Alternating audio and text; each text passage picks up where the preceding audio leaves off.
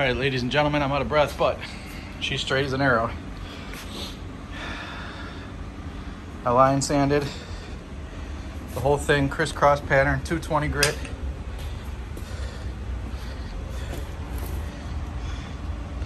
And I mean, she's perfect. No high spots, no low spots. I have to sand like this line still because I got to take this molding off. I got to sand the trunk. And the roof, of course. Got stuff up there, but I wanted to get the whole body done because that's where there was going to need body work. There's still spots like this. That's just a little pinhole that I got to fill in. A couple of little of those around. And then there's one little low spot right here. Like you probably wouldn't even notice it if I painted it, but I'm just going to hit it a little bit. The hood's perfectly flat. Molding deleted on the header. All the lower body work is perfect. There's a couple little pinholes. Other than that, it's perfect. You can't feel a thing. Well, except right here, of course. One of those little spots. You can just see that little tiny ridge right there. But that'll show up when I spray some filler primer. It's perfect.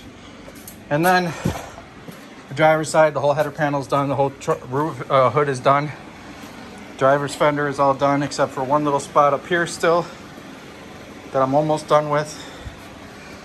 And right here, it's just a hair low that I just got to fill in an area like right here to get that body line just perfect. The rest of the door, the whole lower sections, all that stuff down there is because this car had the stainless steel factory molding and I ground off the little welded tabs on the car that holds the clips in place. So of course when I ground them off, I knew I was going to go through the paint to the bare metal. So I just filled in those spots, feathered it out, got it all laser straight again, no rust. Up here, the previous paint job had a couple spots. Like you can see a little dimple right there. That'll be real easy to fill in. Little one right there. You can see there were a couple little bubbles in the previous paint job. There was one right here. That was a good sized bubble. And when I popped the paint off, water had just accumulated beneath, so there's a little surface rust. So I just ground the area down all the way to bare metal, out about this wide. There's a little filler in here, of course, because of this, where they weld the roof on. So then I had to fill that in and smooth it out. I got the curve coming down to the body line perfect. And I got the curve feathered back here, this complex curve where it comes up and in all at the same time. Back there, same thing, just those little spots that I just sprayed some primer on the body line to check it out. Body lines all look good. So now I just gotta block sand the whole car the same way, crisscross pattern. I'm using like a 10-inch block. It seems to be covering really well because the car is super flat. I don't feel any high or low spots. I'll do that with 400, and then I got to wet sand the whole car. So I just wanted to get it all to 220. Now I can go around and fix these couple little spots I still got to fix. Once I get those perfect, I'll sand those out to 220.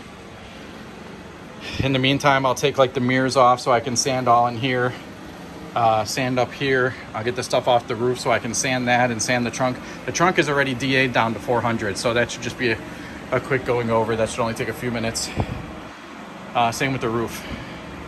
And the roof, you can see here some of those little bubbles that were in the paint where it's perfectly flat. It had just bubbled up underneath.